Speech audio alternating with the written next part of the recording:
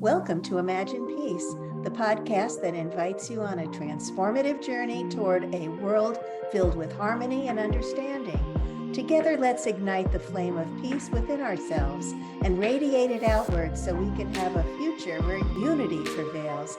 This is Imagine Peace, where dreams become reality. Join us as we explore the power of compassion, the beauty of diversity, and the potential for positive change. Hello, everyone. Welcome to Imagine Peace. I'm Terry Angel, one of the co-founders of 10 Million for World Peace, and we have an amazing guest to introduce you to today. This is Meuch, who resides in Wheaton, Illinois, and Ellen has been dedicated to using labyrinths to help individuals, communities, and the world since 2001. And she became a Veritas certified facilitator. Originally, she focused her labyrinth energy on helping persons served. In 2005, she created the Global Healing Response, a plan that helps the labyrinth community respond to disasters and emergencies in a unified way. Since 2020, Ellen has served as the coordinator for World Labyrinth Day, created by the Labyrinth Society. Most recently, Ellen has collaborated with the Legacy Labyrinth Project as director of the Labyrinth Activist Network. Using the power of collective healing, the labyrinth, and the philosophy of contemplative activism, she's bringing together labyrinth enthusiasts who want to make powerful change peacefully. Ellen predicts we must work collectively to make the changes we need for peace in the world. I so agree with that, Ellen, and I love what you do, and I want us to get to know more about what that is. So welcome. Thank you. Thank you for having me. This Labyrinth project, I am so excited to meet you and to find more people to connect with that you're involved in with this project. So please, I would love for you to explain for those who may not know what the purpose of a labyrinth is. If you would start there and then tell us about the project that's ongoing. Sure. And some people may not have seen a labyrinth, or you've seen one and you didn't know that you saw one.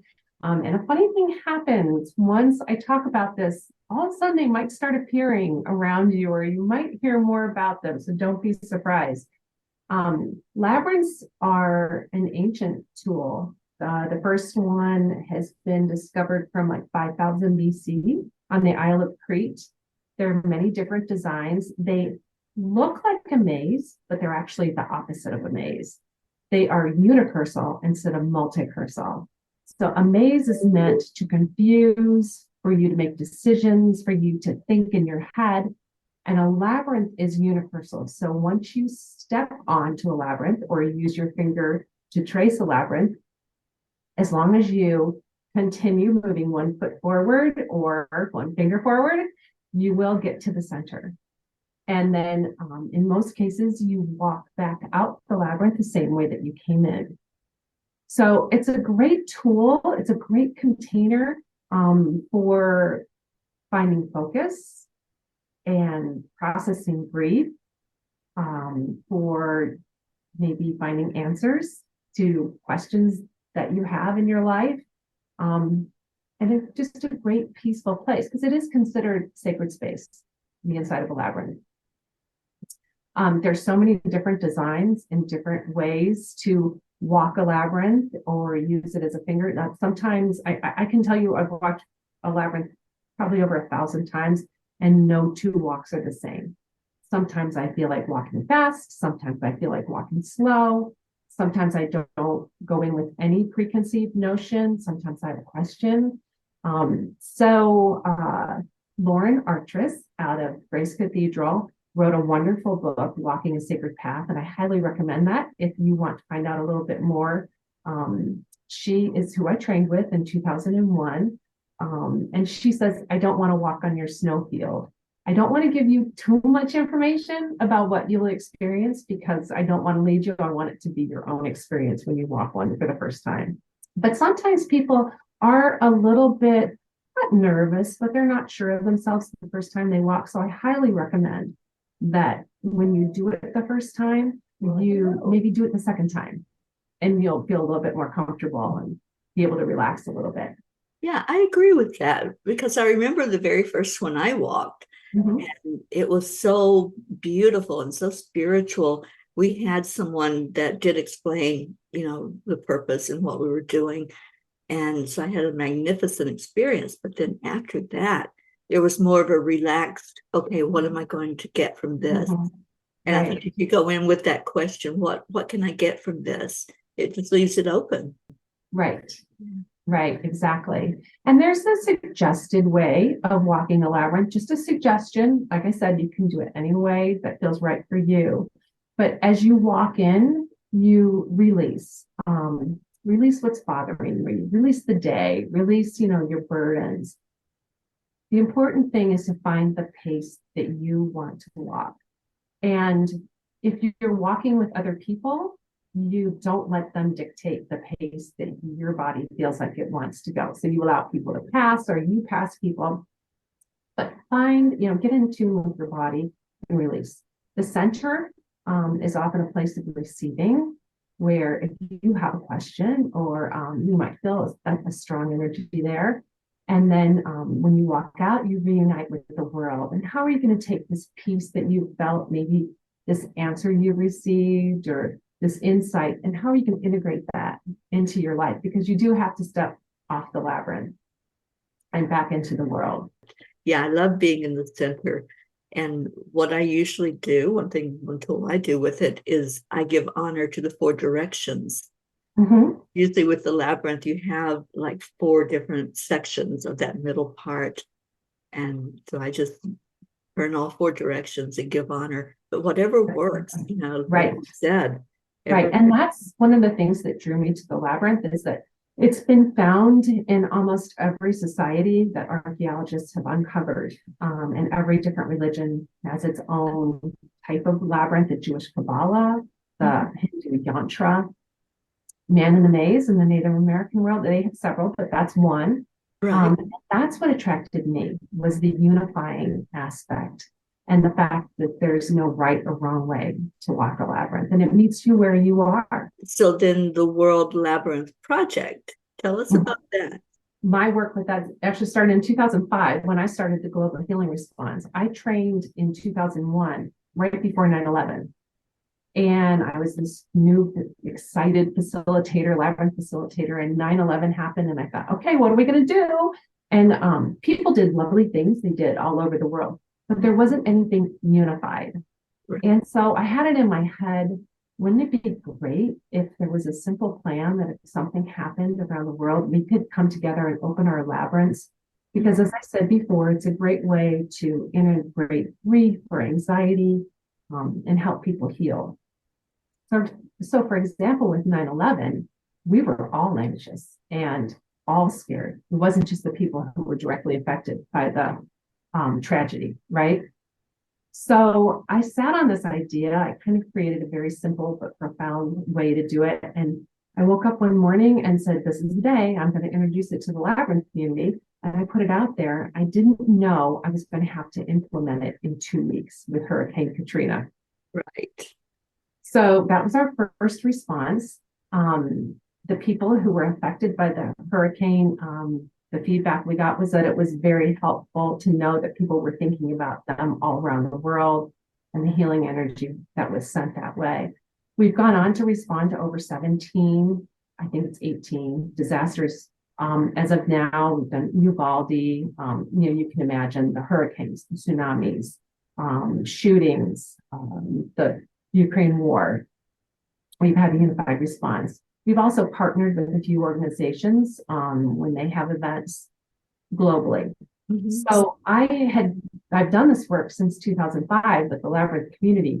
And then in 2020, the World Labyrinth Day, which began in 2013, asked me if I would coordinate for them.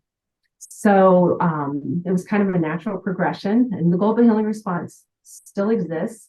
And it's actually gone on to become a full year-long thing, because, as I'm sure we'll talk about later, I have a passion for collective healing. Right. And feel very strongly about it. So I have continuous materials that people can use all the time, with the idea that if facilitators or any healing modality would use this theme and focus and quote and meditation in this quarter, we could have an impact on the energy of the world. So it's grown a little bit. Yeah. And World Labyrinth Day has grown too.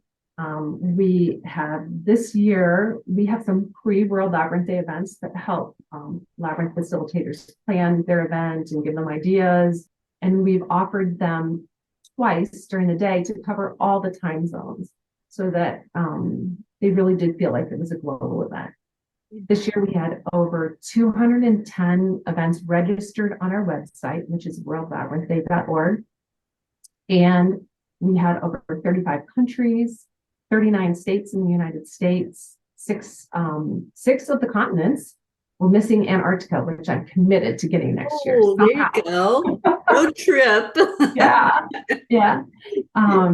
And yeah, if I have to, maybe I'll have to be on Antarctica. Right. I don't. And so we really did cover the globe, and we walk as one at one for your specific time. So there's a wave that starts in New Zealand, a wave of peace at 1 o'clock that goes around the world all the way to Hawaii. I love that idea. Yeah, I saw that on your one of the videos, I think, and so beautiful. Yeah, it is. The video that you saw is amazingly touching to people, and I think it's because it shows we can do it. And that's the work you're doing too. You guys are doing the same thing. Exactly, knowing in our hearts that we can do this.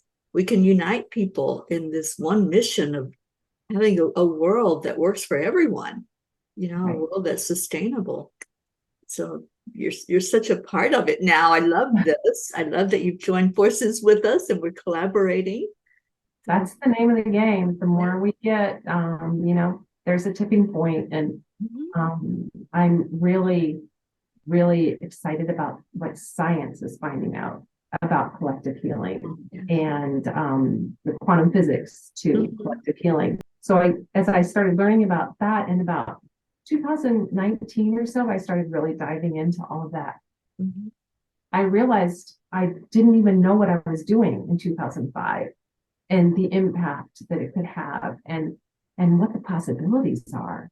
It's amazing. I feel like if people just knew, I know not everybody needs to know science, but sometimes for some people that helps them to understand what we're doing and why it's so impactful if they understand the quantum physics of it. And I also saw that you teach the heart-brain coherence, as do I, and all the science behind that, where they're really showing what happens with the body when we go into that coherent state.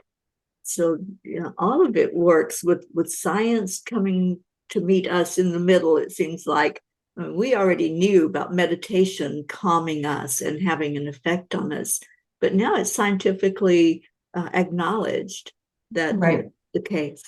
I like to say science is finding out what we already knew, that we're all connected. I do think if we remember, because I think we all know this intuitively, but if we remember how strong and amplified and exponential our power is together, we would be much more willing to join together and excited about doing it. I created a model using the Labyrinth where it starts individual, and then we walk as a group. We become we become coherent, which is the loving, peaceful, compassionate energy.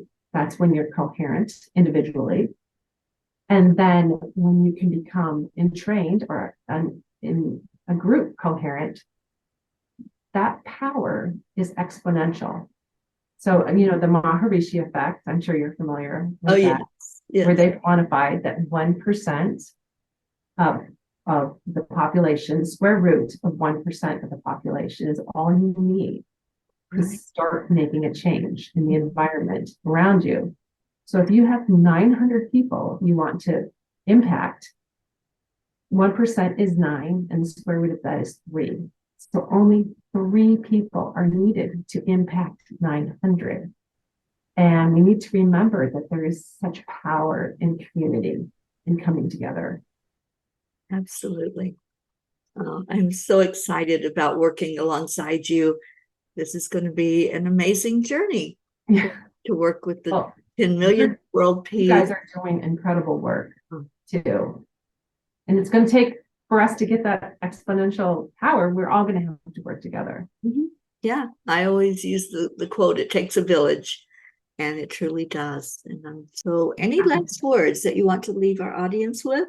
Just remember there's power in the collective. I love that. Power in the collective.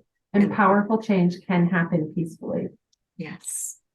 Bring change into the world. So thank you again for being Thank here. you. And I look forward to what we can accomplish together.